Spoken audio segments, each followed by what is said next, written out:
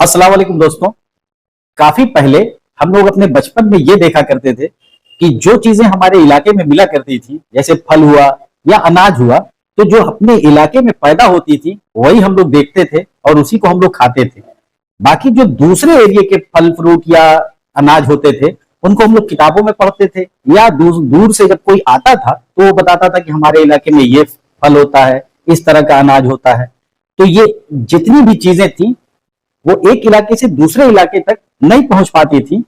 पर आज के इस दौर में हम जिस जगह हैं, यहां पर दुनिया के किसी भी कोने में कोई भी फल पैदा होता हो या कोई भी अनाज होता हो, वो हम तक बड़े ही आसानी से पहुंचता है।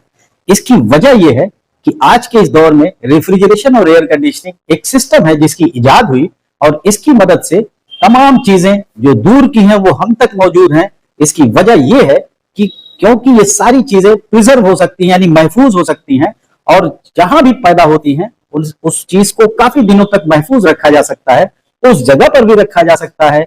वहां से यहां लाने में जो रास्ता है, इस दौरान भी वो चीजें महफूज रहती हैं, और हमारे शहर में आके भी ये काफी दिनों तक महफूज रहती हैं। इसका जो सबसे बड़ा रीजन है वो रेफ्रिजरेशन और एयर कंडीशनिंग है।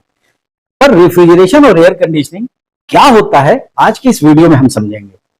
दोस्तों, जैसा कि हमारे एरिया का जो एटमॉस्फेयर होता है, वहां का जो टेम्परेचर है या जिसको हम क्लाइमेट कहते हैं, ये जिस तरह की होती है, सपोज कीजिए गर्मी है तो पूरा का पूरा एरिया गर्म होता है, या ठंडक है तो पूरा का पूरा एरिया ठंडा होता है।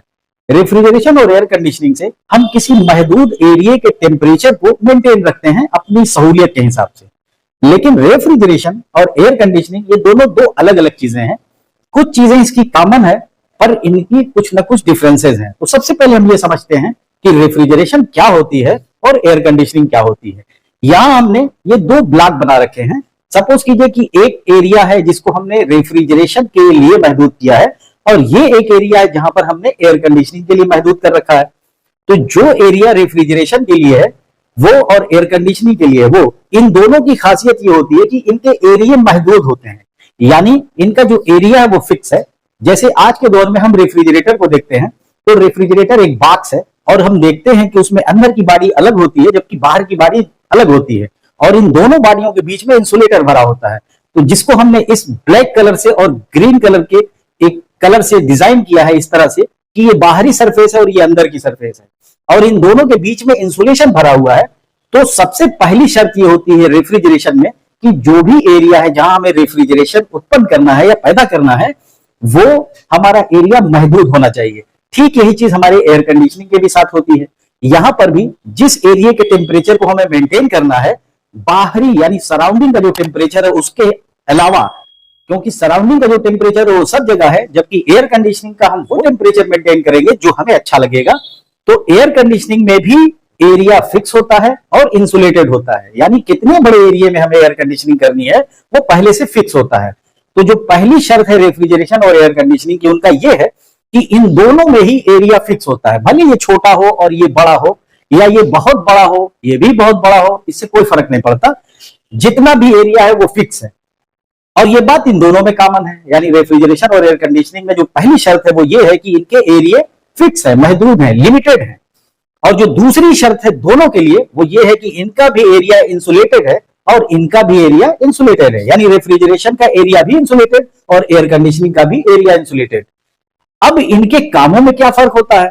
तो रेफ्रिजरेशन का जो मशीन होती है वो हम किसी लिमिटेड और इंसुलेटेड एरिया में वो टेम्परेचर मेंटेन करते हैं जो बर्फ के समान हो या बर्फ से भी ज्यादा ठंडा हो, यानी इस एरिया में हम वो टेम्परेचर मेंटेन करते हैं जो कि बर्फ की तरह हो या उससे भी ज्यादा ठंडक हो। मिसाल के तौर पर हम कोल्ड स्टोरेज को देखते हैं। कोल्ड स्टोरेज के अंदर का टेम्परेचर तकरीबन 32 डिग्री फ़ारेनहाइट से 34 डिग्री फ़ारेनहाइट के बीच में होता है, यानी 0 डिग्री या इससे थोड़ा सा ऊपर डिग्री सेंटीग्रेड की बात कर रहे हैं। यहां एक बात और बता दें कि जो भी चीजें हम यहां एक्सप्लेन करने जा रहे हैं वो बहुत ही आसान लैंग्वेज में होगी, जिससे आप बिल्कुल इजीली समझ सकें।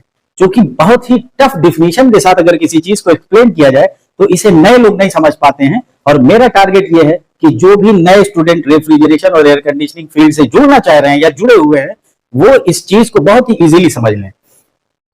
तो रेफ्रिजरेशन में जैसा कि मैंने बताया कि कोल्ड स्टोरेज में टेम्परेचर 32 डिग्री फ़ारेनहाइट से 34 डिग्री फ़ारेनहाइट के बीच होता है, यानी 0 डिग्री सेंटीग्रेड या इससे कुछ और होता है।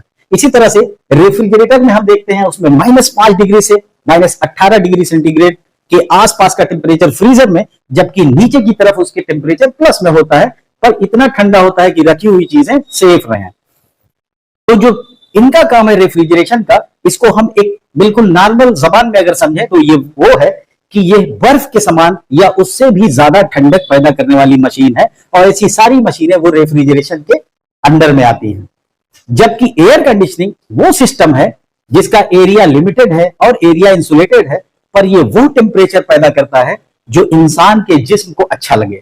यानी अगर सराउंडिंग का टेम्परेचर गर्म है तो इसका मतलब यहां पर भी गर्म होगा, पर एयर कंडीशनिंग की मदद से हम इस सराउंडिंग के टेम्परेचर के अलावा जो एरिया हमारा फिक्स है और लिमिटेड है, यहां पर हम वो टेम्परेचर पैदा करते हैं जो इंसान के जिस्म को या हमारे जिस्म को अच्छा लगता हो। यानी एक डिजायर्ड टेम्परेचर जिसमें हम इजीली काम कर सकते हो, किसी भी तरह का काम कर रहे हो, सो रहे हो, कोई अपना कंपनी का काम हो, कोई भी काम हो, यहां करें तो हमको आराम महसूस हो।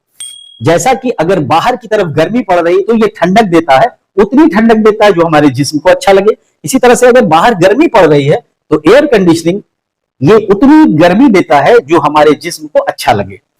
तो ये तो इनका मोटा मोटा काम हो गया। रेफ्रिजरेशन का काम हो गया 0 डिग्री सेंटीग्रेड या उससे भी ज्यादा ठंडक पैदा करना, जबकि यहां पर ये हमारे जिस्म के एतबार से ठंडक को या गर्मी को पैदा करता है जो हमें अच्छा लगे। रेफ्रिजरेशन और एयर कंडीशनिंग क्या है ये आपने समझा होगा, थोड़ा सा इसमें डिफरेंस होता है, इसको भी हम समझ लेते हैं। किसी भी रेफ्रिजरेशन की जो मशीन होती है, इसका सिर्फ बेसिक ये काम होता है कि ये अपने अंदर का, यानी जिस एरिया में रेफ्रिजरेशन मशीन वर्क कर रही है, वहां का टेम्परेचर बर्फ के समान या उससे भी ज्यादा ठंडक उत्पन्न करे। जैसे कि रेफ्रिजरेटर हो गया, कोल्ड स्टोरेज हो गया, आइस प्लांट है, डीफ्रीजर है, बॉटल कूलर है, या विजी कूलर है, या वाटर कूलर है, ये सारी मशीनें रेफ्रिजरेशन के अंडर में आती हैं।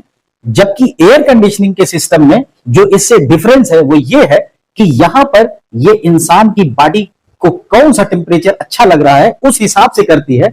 और जो सबसे बड़ा डिफरेंस इनके और इनके बीच में है वो ये है कि यहां पर जो एयर है उस एयर के साथ कोई भी चेंजिंग नहीं की जाती, जिस तरह की एयर है वो ऐसी ही रहती है। जबकि यहां पर जो एयर है उसके साथ बहुत कुछ किया जाता है। एयर की क्वालिटी को मेंटेन करना होता है, और एयर की क्वालिटी को मेंटेन करने के लिए एयर को प्यूरिफाई करना होता है, और साथ ही साथ जिस एरिया में एयर कंडीशनिंग की गई है वहां वक्तन फवक्तन एयर को वेंटिलेशन के जरिए चेंज भी किया जाता है कि जिससे वहां की एयर अगर गंदी हो गई हो तो फ्रेश एयर वहां आ जाती है और फिर से उसको वो एयर कंडीशनिंग करते हैं। और जो इसके अलावा मेन काम होता है एयर कंडीशनिंग में वो होता है एयर की ह्यूमिडिटी को, यानी जिस एरिया में एयर कंडीशनिंग की गई वहां की हवा में नमी कितनी % है वो एक तय रहती है। अगर नमी कम है तो एयर कंडीशनर उसे मेंटेन करके बढ़ा देता है, अगर नमी ज्यादा है जैसे कि रेनी सीजन में तो उस ह्यूमिडिटी को वो कम करके ह्यूमिडिटी मेंटेन कर देता है। तो इस तरह से एयर कंडीशनिंग में एयर का बहुत बड़ा रोल है, जिसमें एयर को प्यूरिफाई करना, उसे वेंटिलेशन के जरिए चेंज करना और उसकी ह्यूमिडिटी को मेंटेन करना। जबकि रेफ्रिजरेशन में एयर का कोई रोल नहीं होता। ये थोड़ा सा डिफरेंस था जो एयर कंडीशनिंग और रेफ्रिजरेशन में था, जिसको हमने आपको समझाया।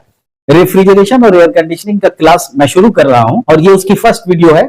इसको आप लोग देखें और आगे चल के हम लोग रेफ्रिजरेटर में window AC, split AC, VRV AC या प्लांट एसी, इन सारी चीजों को समझेंगे। तो स्टेप बाय स्टेप समझेंगे।